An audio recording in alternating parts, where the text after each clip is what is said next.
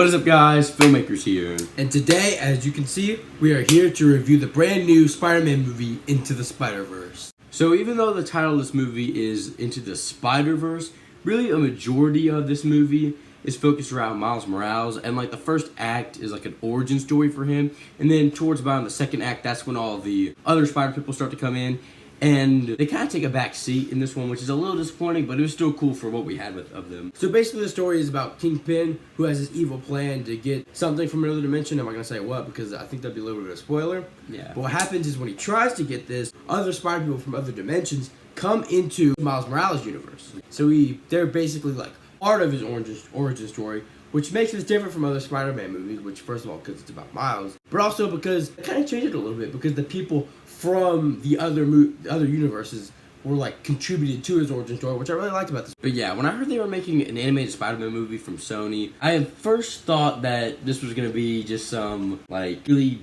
like stupid, bad, like cringy like movie, just a by the numbers story about Peter Parker, and it's gonna have like animation like Illumination or something like that. But that is one thing, is the animation is different and they make it like a comic book. I mean, you probably heard that from other reviewers, but it's true. Yeah. It really makes the movie different from other animated movies. Yeah, because like when he's doing like when he does his inner thoughts, like what he's thinking, because there's like, okay, when you read a comic book, they have the like like the speech bubbles, yes, and they have those little square ones, and they like say random stuff. Well, they had those, and those represented like Miles' like inner thoughts and like what he was thinking at the time. So that was pretty cool. And also, what was really funny was, you know, you remember like in the Sam Raimi Spider-Mans and the Amazing Spider-Mans, there are parts where his hands stick to things and he can't get it off, and they use that as sort of like a comic relief. Well, that appears again in this movie, and it was funny because, you know, it helped some of the jokes and also just that nostalgia feeling because you remember that in the other movies, how his hands stick to things. And another thing about this movie is, like, when you think of Spider-Man, you think, like, because there's been so many comics, there's been so many cartoon shows, and since 2002, there's already been three different, different live-action Spider-Mans. Because they have Maguire, Tom Holland, and Andrew Garfield. Yes. You think Spider-Man, you know, you've seen him so many times. You know, there's nothing. You know, it's not original anymore. But this one, because you know, when you hear people talk about The Last Jedi, I think they took Star Wars in a bold new direction or something like that. But I think like for this one, it took like it was they did different stuff with Spider-Man. Because first of all, it had Miles Morales, and we haven't seen Miles Morales in his own feature length movie yet. So that was one thing, and also.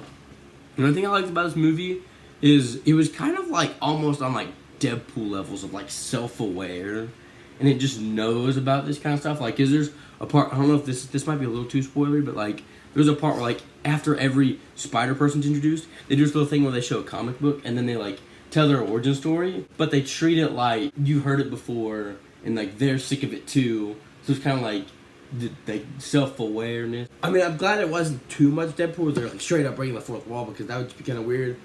But it was still funny though, because they were like talking about to each other about how it was like self-aware. And well, I mean, if there's anyone else besides Deadpool who would break the fourth wall, it'd probably be Spider-Man. And they made jokes about how, like some of the things that other characters did that were like predictable, I guess you could say. Yeah, it's just like. It's like, you know it's gonna happen, so here it is. I'm gonna make a joke about it. I mean, yeah, because they kind of joke about like the cliches and stuff. Yes, that's the word. The cliches. It's cliche, yeah. They make fun of the cliches in the movie, which I really like. One of the really big things that I liked about this movie is there were a lot of surprises in it. To put it specifically on my experience for this movie, is there were parts in this movie where something happened, and it was building up to something, and I had a prediction in my mind, like I think this is gonna happen, and when the thing actually happened. It's the exact opposite of what I thought in my head. Yeah, mine wasn't like exactly the same as that, but like there were a lot of parts where like that whole final battle scene, I was just like, this movie had a lot of surprises. I'm not gonna lie, because like, you know, like we said earlier, they make fun of all the cliches in superhero movies, but this one, I mean, they're you know, I mean, every superhero movie has at least, you know, like maybe one or two cliches that happen, and you just think, okay, yeah, that happens. But I mean, yeah, this movie was surprising. There's a lot of things I didn't expect, and it was also nice to see. There were some villains in this movie that we haven't seen in a Spider-Man movie yet. Yeah. So we haven't seen Kingpin yet. We saw him in Daredevil, but like, well, yeah, not in a Spider-Man movie. Which I wish the movies and TV shows would interact so we could get Kingpin, unless he's dead. I don't know. We don't watch Marvel, Netflix. We should. If anyone knows that, let us know in the comments. Yeah, let us know in the comments if Kingpin dies.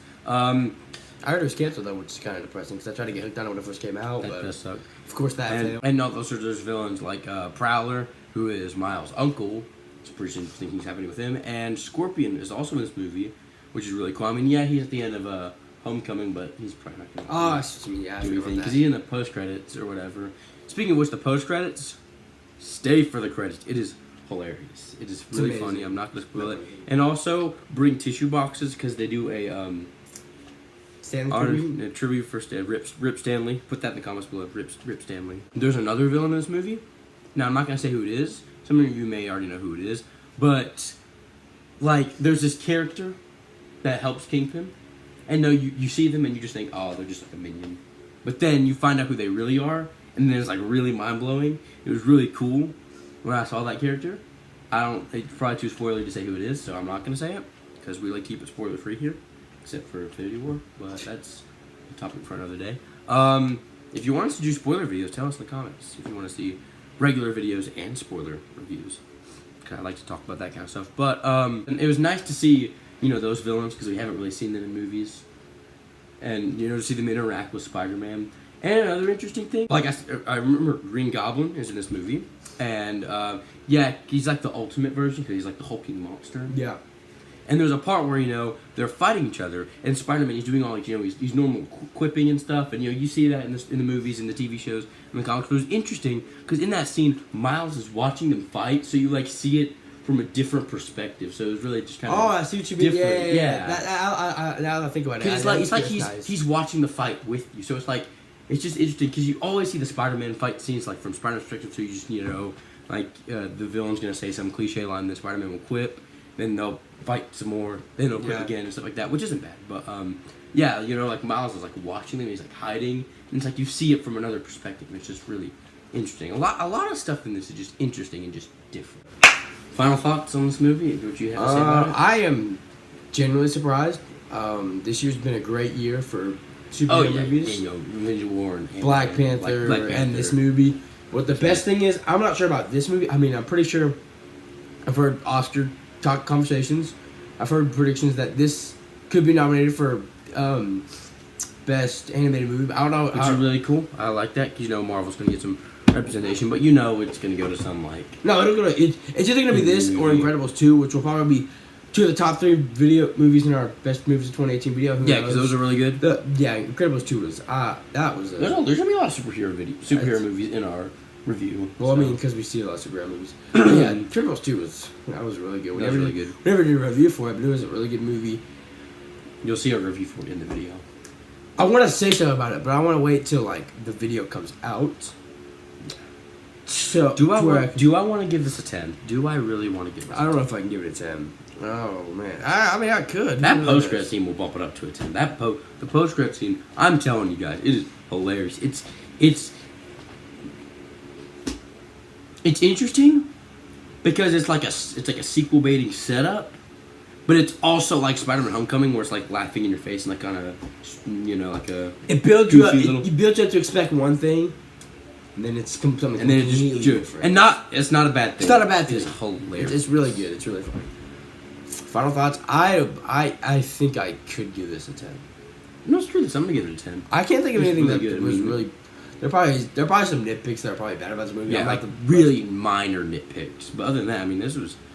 I am surprised. On my first initial thoughts, nothing really that I can think of that was really bad. That's the one where I can describe this movie as a surprise. It is a surprise. It is a surprise.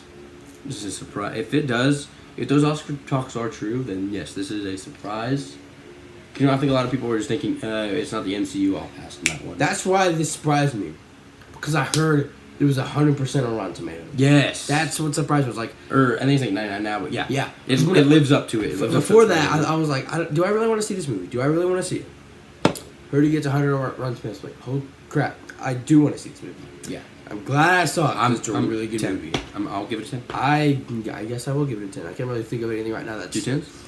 Let's go. I guess right now it is 2 10s. I mean, it could change by the time next time I see it, but I probably won't be able to see it again until it comes out Blu-ray.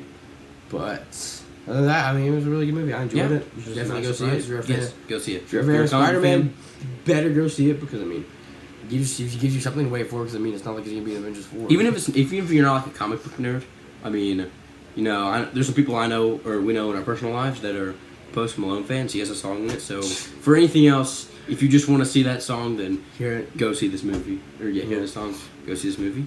I guess that's it for this one, guys. Yeah. If you like this video, be sure to give it a like and put your comments down below. But what you think about this movie, if you liked it, and if you want to see more from this franchise. I mean, I like it being its own standalone thing. But I mean, if it became a franchise, it would be nice. I like that. Maybe if like each person got their solo. I would like to see a Spider-Man Noir solo, like the Nick Cage one. But and by the way, we're gonna give a shout out to our friend Will, who has made another channel. You've seen it in a couple of our videos, in our Infinity War video. We told you he has a magic channel, but he also has a food related channel, and it's called Munch Mania. And we made a video. And we're on a video on one of with his him. channels. Definitely check it out. We'll leave it up somewhere. I'll edit it somewhere. And we'll put it in the description. Be sure, don't forget, the most important thing, subscribe. And click that bell next to our channel so you'll be notified when we next post a video. All right. See y'all.